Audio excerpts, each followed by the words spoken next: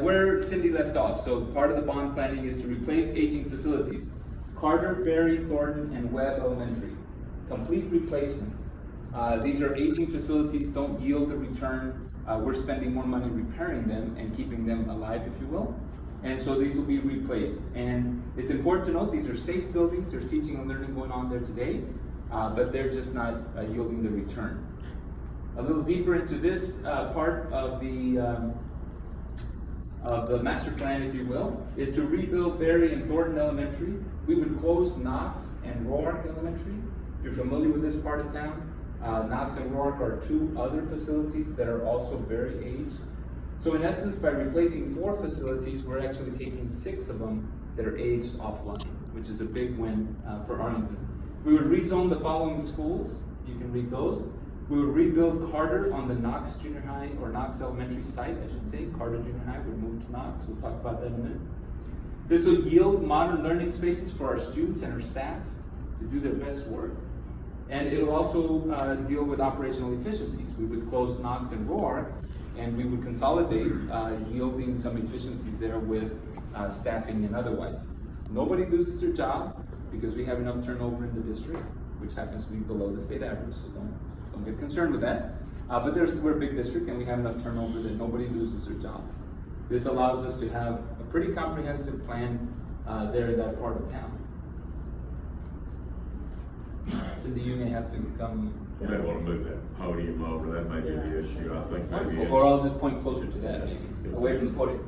All right, so this may help a little bit in the deeper discussion here with Carter.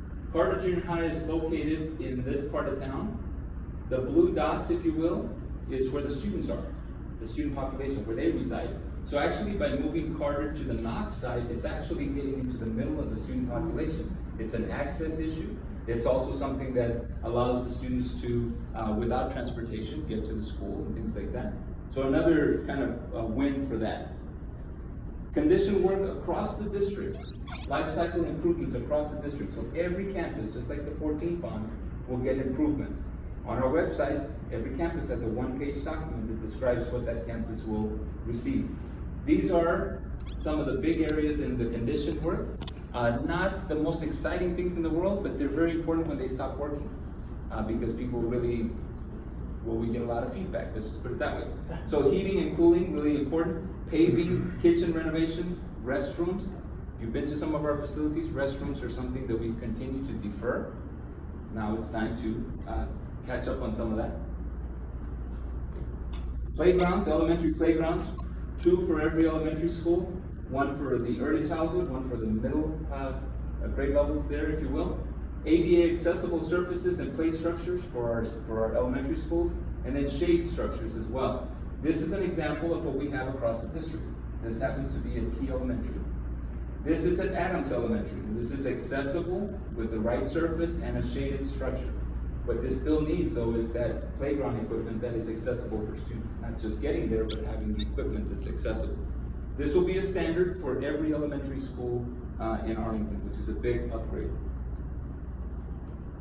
The fine arts, continuing the investment with fine arts with auditorium finishes, rehearsal spaces, instrument storage. We have in Arlington, and we're very blessed to have this leadership in the board and budget and otherwise, invested a lot in our fine arts program. This continues that investment like every bond does. For athletics, I'll spend a little bit of time because it's a little bit more comprehensive on this. We would move a competition softball field or create a competition softball field at every high school. It's an equity issue for girls' sports as well. Currently, our competitive softball fields are at Workman Junior High off of Collins and Arbrook. That's what that is. It's a softball competition facility. We would move it and have 1 for each high school. We'd build a 3rd stadium at Martin High School to replace our lease that we have with UTA. UTA is where we rent one of our facilities, and they are pretty much done with us. Not in a bad way, but they're ready to move on. I told the previous group this is not the place to have a discussion whether UTA will ever have football again. That's for Dr. Kabari to answer. It's not mine. But they don't want us there anymore. They've already stopped renting to every other public entity. We're the last one. We have an agreement that until we find a solution, they don't have to, but it would be nice if they continue to rent to us. So this is our solution, is to build a third competitive stadium at Martin High School. I'll come back to that in a minute. Wildman and Cravens Fields, you're familiar with that. Wildman is at San Houston, Cravens is at Lamar. Those two stadiums will receive upgrades as well. So at the end of this, we'll have 3 up to standard facilities with the right accessible bleachers, restrooms, locker rooms, etc. So this gives us our solution.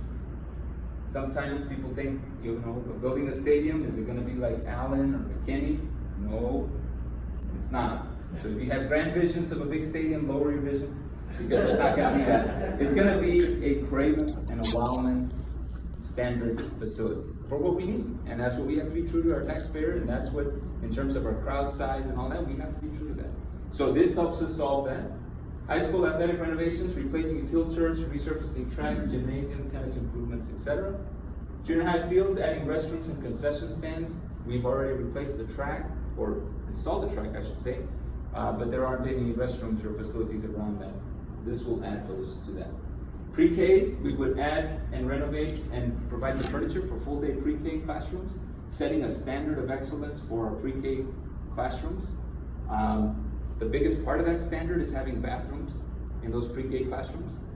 If you don't think bathrooms are important, join us for pre-K, the first 6 weeks of school. You'll want a bathroom like right in your room, right? So this is an important development for our pre-K, so that's part of the standard that we would have as part of this bond. The Dual Language Fine Arts Academy, which you're familiar with because we've talked in different settings, Torrey and Jones Elementary, they're 4th graders. The cohort that's coming up, the first cohort, they're not 4th graders. In a few short years, they'll be in junior high. This is already a schematic design that the board has approved. Gunn Junior High will be our Dual Language Fine Arts Academy Junior High. It's a school within a school. Gunn Junior High students will continue to go to Gunn Junior High. This is a school within a school, similar to the STEM Academy at Martin High School. This is a rendition of the front of Gunn. No worries here, this is not Fielder Road. If you're familiar with Gunn, we couldn't do that off of Fielder Road. Won't look that safe. This is actually the back of the school. So the front would become in the back. The current front, which is off of Fielder, would be the back of the school. And we have a lot of renditions or pictures of that, of what's coming, but this is the one that we use for this purpose. Yes? Okay, so if you're gonna move into the back, you're basically getting to the junior high through the back road? We are gonna circulate all around the building. All the way around? Yeah, so you can come in off of Fielder, or Paisley, or those are the 2 main ones. And that way we stack the traffic and buses, if there are buses, around the building and not off of Fielder and Paisley, which is currently what happens. Even though we tell people, don't drop off kids at Fielder. It does, yeah. We had that discussion in the previous meeting. And you help with traffic. Traffic is a structural issue and a behavioral issue. We try to affect both. Okay, that's Gunn. The high school, because this is the cohort will have to have a high school as well. So the high school will be Arlington High School for the Dual Language Fine Arts. It's a school within a school, just like the STEM Academy. So these are the students that when they matriculate to high school, their Dual Language Fine Arts program will be at Arlington High. Location, in relation to our Fine Arts Center and otherwise, is part of the reason it's at Arlington High School. So there's money in this bond to repurpose space and add space, because that'll be 400 to 600 more students there at Arlington High. This also includes an addition to the Dan Diker Center. So we know the Dan Diker Center, I think Cindy mentioned this earlier, is full in terms of capacity, a lot of interest. About 60% of our juniors and seniors in our district are taking classes at the Career Tech Center. That's how popular it is, and that's how much needed there is. So there's already a need to add to it, so this is part of our bond. This in particular would be for health science spaces, to offer more health science. Health science and culinary arts are the most popular. You either want to be in medical or you want to be a chef or something. What's the location of that? This is off of Pioneer and Browning. Okay. It already exists, this is an addition. Oh, that's the old Hutch? That's correct. Okay. Yeah. The Original San Luis. Yeah, right. Career tech renovations at each high school to make sure that the fundamental courses, the foundational courses, are strong so that the kids, as they flow into this facility, are well prepared, so there's money for that. Right sizing of Bailey Junior High. If you're familiar with Bailey Junior High, it has a number of temporary buildings. The enrollment is very strong at Bailey, the interest there. And this includes a cafeteria addition and classroom addition. We have right-sized buildings in the past. The most recent is Sam Houston. We right-sized Lamar High School. If you off of Lamar Boulevard, that's not how it used to look. Right-sized Arlington High, added a cafeteria and classroom space there. If you've been around a long time in our district, we right-sized Martin High School at some point. That's not what Martin looked like a long time ago.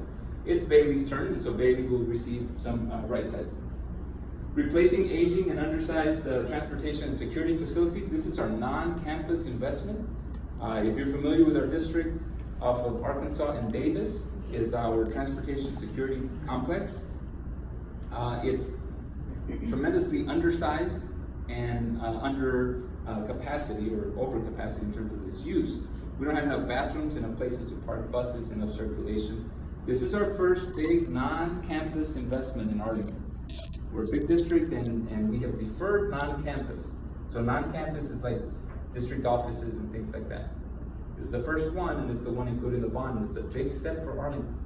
There's a reason we have Annex 1, Annex 2, Annex 3, Callaway, Enterprise, the central office, and all these little buildings around, is because we haven't invested in a big way for non-campus. This one is highly stressed, and this is the one that phase 1 will be invested in. Safety, security, and technology includes technology replacement, camera replacement, infrastructure and communication upgrades to continue our technology investment in the district. Fine arts continues our big investment that we've had over many, many years in Arlington. Theater equipment, visual arts equipment, piano replacement, uniform marching bands, drill team, etc. Transportation, replacing buses, adding 32 buses. The third point there is really important for our school district. It's a new kind of big step we're taking, where we're having enough buses to actually address hazardous routes. So there are hazardous routes to get to school. If you have to cross Cooper Street to get to an elementary, it's not realistic. 360 to get to your school, not necessarily realistic. If you're under 2 miles, you're not eligible for transportation. That's how the state funds it. We want to make sure that when we have hazardous routes, we're able to send a bus to bring the kids to school. Because quite frankly, when the weather changes, they won't come to school if they have to have a hazardous route, because if they don't have any way to get to the school, they're not going to walk through these hazardous routes. So it's an investment, it's a big step for AISD. Adding shuttle buses, the small buses that you see up here have been very popular for small groups, very efficient. And then service vehicles to continue to upgrade and add some service vehicles. Adding some trailers for the Ag Science Center, refrigerated truck, if you will, for the culinary arts program at the Dan Diper Center. And high school bands, having a way to transport their equipment to the football games and to other competitions, having a trailer for that. Currently, they have small trailers and volunteers and all kinds of different ways they get their equipment. If you're familiar with Martin High School, they have a big semi where they bring their band equipment. We would have one for each high school. Not the tractor part, but the trailer part. We would rent and lease the tractor. And then we would brand it for each high school and things like that. Here's the summary, $966 million. As Cindy said, no debt service tax rate increase. These are some of the outcomes: replacement of aging facilities, improve the utilization, safety, security, early education, efficiencies, choice, and access. Some of the big outcomes of the 19 bond. You might just explain, Please. so it doesn't get missed, the way that at school tax rates work, so that there is a debt tax rate. That's correct. And then there's an operational tax rate. That's so correct. that they'll understand what that means as we go through this, because your portion you talk about here won't change. The other That's portion may actually can go up, down, go down. Yeah. But that one will stay in place and won't go up. It's not, your entire tax bill doesn't go to pay for debt service. It's just the debt service portion, and that is capped by state law as to how high that can go. And so the other side of that tax equation, the maintenance and operation, without going into, unless we want to go into all this detail, the state has dropped that rate. They bought down that rate by 7 cents off of House Bill 3. And as much as we want to thank the state and all that, it was way overdue.